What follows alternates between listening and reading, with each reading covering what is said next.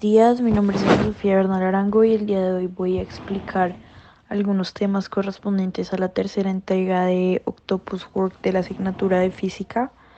Los tres tópicos Con dos principales que vamos superficies a que refractan estar es posible tratando el realizar día una de hoy medición como son a reflexión distancia de la precisa luz, y espejos determinar la planos y velocidad de la esféricos. reproducción de los Segundo, objetos. refracción de la luz, propiedades y aplicaciones. Como elementos ópticos Lentes e podemos ver instrumentos la lupa. ópticos. La lupa Estoy pues en es grado 11. un Bueno, vamos a comenzar hablando de como tal la elemento óptico. reflexión de También la tenemos luz el como definición fotómetro, básica. Básicamente reflectómetro, nos dice que la reflexión de la luz es un interfemetro, que fenómeno pues como óptico son básico en la herramientas que se naturaleza usan para eso que y es ya conocida y mencioné analizada desde la anteriormente. Grecia clásica.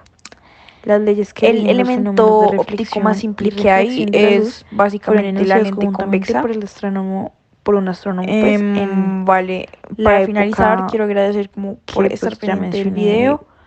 Y ya esos fueron como anteriormente. los tres tópicos El que autor de estas leyes era generalmente Pierre de Fernand en se tratan como en esta 1657. asignatura.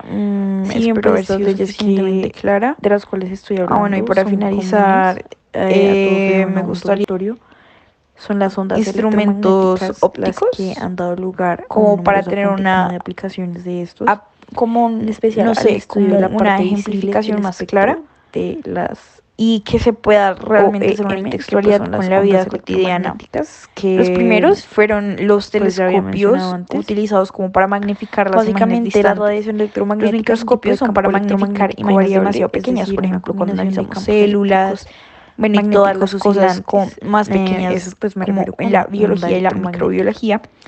Y En la el actualidad, tratamiento de la los elementos reflexión, ópticos están constituidos por diferentes clases pues de lentes que básicamente pues son irradiación prismas, por lentes, espejos. espejos y sus aplicaciones. Pues aprovechan las propiedades de la Las luz. Eso se usa aplicaciones de como los para fenómenos de magnificar las refracción propiedades. Y y listo, eso fue reflexión todo. total interna con las OEM, que ya expliqué que eran, van desde los instrumentos ópticos, como los anteojos, gafas, telescopios, de reflexión, como el de Newton o el de Hubble, la linterna y el periscopio, hasta las antenas de reflexión, pasando por la fibra óptica. Ambos fenómenos de los que ya hablé y que son como los dos subtópicos principales de los que mencioné anteriormente, reflexión y refracción, suelen aparecer conjuntamente en la naturaleza, pero su estudio y análisis se pueden dar por separados y pues se tienden a diferenciar de una manera básica. La reflexión de la luz pues tiene varios ejemplos, voy a tratar uno en específico. La reflexión de la luz puede consistir en el rebote de la luz, o sea, de la misma, cuando incide sobre una superficie o interfaz que separa dos medios diferentes. Por ejemplo, el reflejo de un paisaje en un lago o de un rostro en un espejo. Son fenómenos de reflexión de la luz que tenemos pues muy en nuestra cotidianidad, ya que pues muchos nos hemos mirado un espejo, casi que todos. Y pues digamos lo del lago y el paisaje es, por ejemplo, planteando una situación hipotética en la que hay una laguna, por ejemplo, no sé, una laguna conocida, quizás la laguna que hay en Tenao, por ejemplo, y los árboles y todos los paisajes se van a reflejar en la luz, o sea, como por la luz, básicamente. Listo. Bueno, ahora de ese subtópico nace la reflexión de la luz de espejos planos. Básicamente es cuando se coloca un objeto frente a un espejo totalmente plano. En este último se observa pues como la imagen del objeto con las características siguientes: virtual derecha, simétrica respecto al plano del espejo y del mismo tamaño del objeto. La formación de imágenes en espejos planos tiene pues una explicación en la ley de reflexión, básicamente.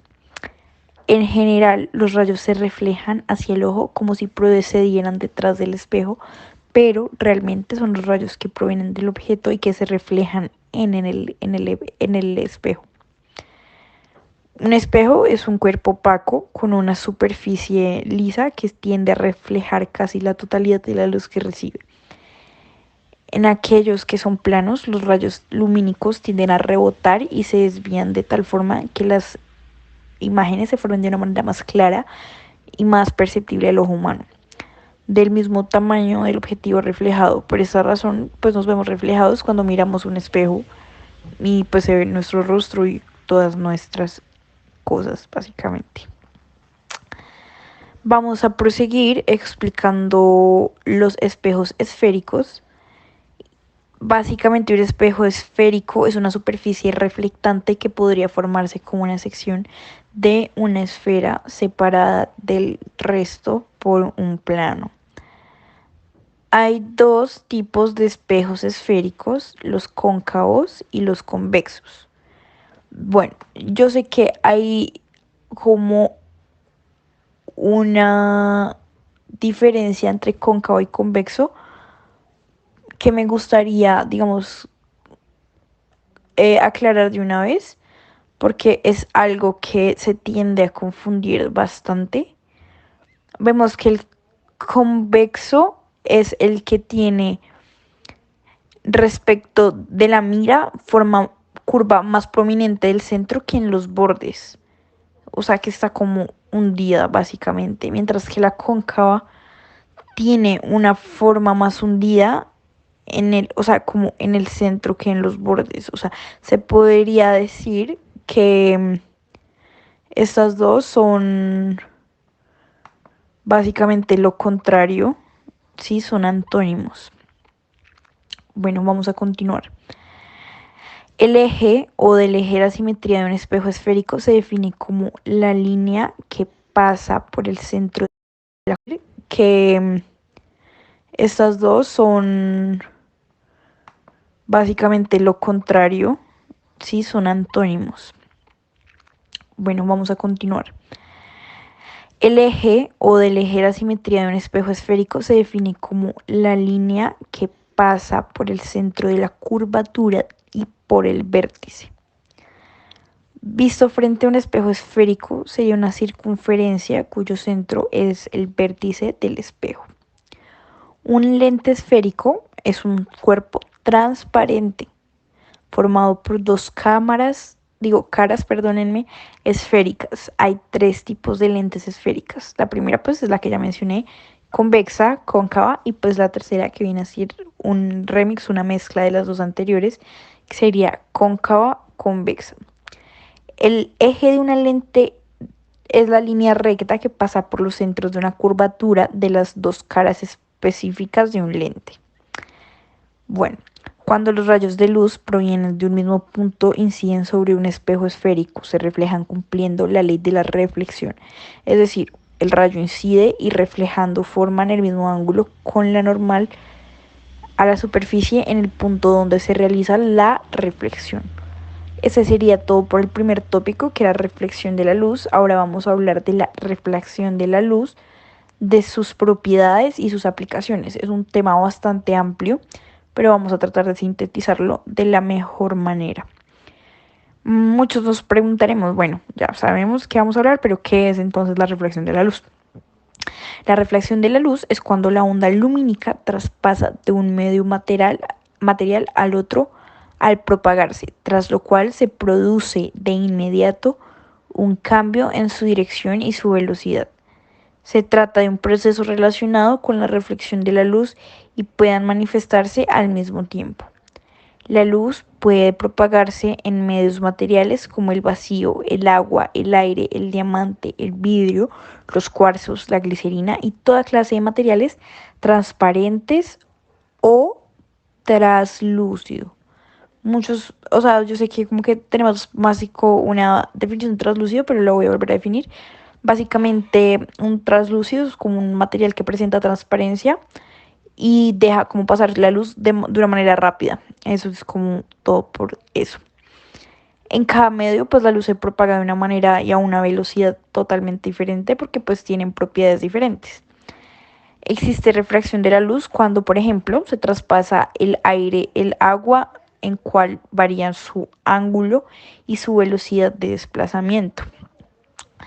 En todo fenómeno de la reflexión de la luz participan los siguientes elementos. El primero pues es el rayo incidente, que es el rayo de luz que llega a la superficie entre ambos medios. También está el rayo refractado, que es el rayo que se desvía cuando la onda luminosa atraviesa la superficie. La línea normal es la línea imaginaria perpendicular a la superficie establecida a partir del punto en que ambos rayos coinciden. El ángulo de incidencia es el ángulo que se produce entre el rayo incidente y la línea normal, se expresa con el símbolo que es como una O con una raya por la mitad, que no recuerdo muy bien el nombre, pero pues lo voy a recordar y más adelante lo mencionaré. Bueno, el ángulo de refracción también es algo pues importante. Básicamente el ángulo es el que se produce entre el rayo refractado y la línea normal que ya describimos antes. Bueno, el símbolo que se me había olvidado cómo se llamaba, ya recuerdo, se llama Z. Listo. Básicamente, las leyes de la refracción de la luz, hay leyes, hay varias. Voy a escribir dos en especial, que creo que son como las principales y las más conocidas. Es la primera ley de la refracción de la luz, que dice que de acuerdo con la primera ley, se encuentran en el mismo plano el rayo de la incidencia, el rayo de reflexión y la línea normal. En consecuencia, cuando el fenómeno se observa desde arriba, podemos captar la continuidad entre ambos rayos. La segunda ley nos vendría diciendo que la luz, la refracción de la luz, determina que esta se produce cuando el índice de refracción de los dos medios es distinto y el rayo de luz incide de manera oblicua sobre la superficie que lo separa. Esa segunda ley también tiene el nombre de Snell o segunda ley de refracción de la luz. Básicamente, eso fue como todo superficialmente, como ya de la refracción. Y ahora voy a pasar al último tema como para ya no hacerlo más largo, que es el de lentes e instrumentos ópticos. Y también pues allá tenemos como la aplicabilidad. Listo, hay varios instrumentos ópticos como para cada funcionabilidad. Se pueden dividir en dos, que son los pasivos y los activos. En los instrumentos ópticos pasivos, los componentes importantes de los instrumentos de estos que mencioné son como las lentes ópticas. Las lentes ópticas son cristales transparentes con dos superficies que refractan la luz. La propiedad de reflexión de la superficie se da por una curvatura cóncava o convexa, que esos términos ya los definimos anteriormente. Si la superficie es plana, no se refracta la luz.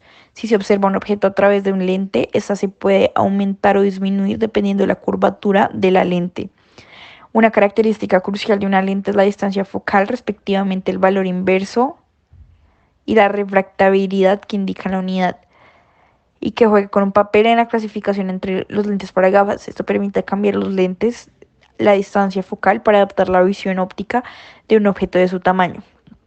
Los instrumentos ópticos activos, en contraste con los anteriores, básicamente requieren una fuente luminosa propia. El principio de la base es la emisión de las ondas electromagnéticas enfocadas y la recepción del eco que se forman en la reflexión de objetos o superficies, mientras que los sistemas de radar trabajan con ondas cortas de radio invisible. Los instrumentos ópticos en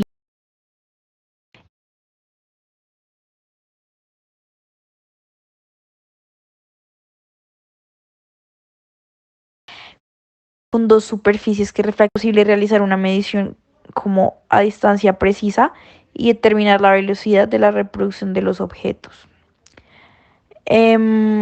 Como elementos ópticos podemos ver la lupa. La lupa pues es un elemento óptico. También tenemos el fotómetro, reflectómetro, interferómetro, que pues como son herramientas que se usan para eso que ya mencioné anteriormente. El elemento óptico más simple que hay es básicamente la lente convexa. Vale, para finalizar quiero agradecer como por estar pendiente del video, y ya esos fueron como los tres tópicos que generalmente se tratan como en esta asignatura. Espero haber sido suficientemente clara. Bueno, y para finalizar, me gustaría instrumentos ópticos como para tener una, como, no sé, como una ejemplificación más clara y que se pueda realmente hacer una intertextualidad con la vida cotidiana. Los primeros fueron los telescopios utilizados como para magnificar las imágenes distantes. Los microscopios son para magnificar imágenes demasiado pequeñas, por ejemplo, cuando analizamos células, bueno, y todas las cosas más pequeñas como en la biología y la microbiología. En la actualidad, los elementos ópticos están constituidos por diferentes clases de lentes, que pues son prismas, espejos, pues aprovechan las propiedades de la luz. Eso se usa como para magnificar las propiedades. Y listo, eso fue todo.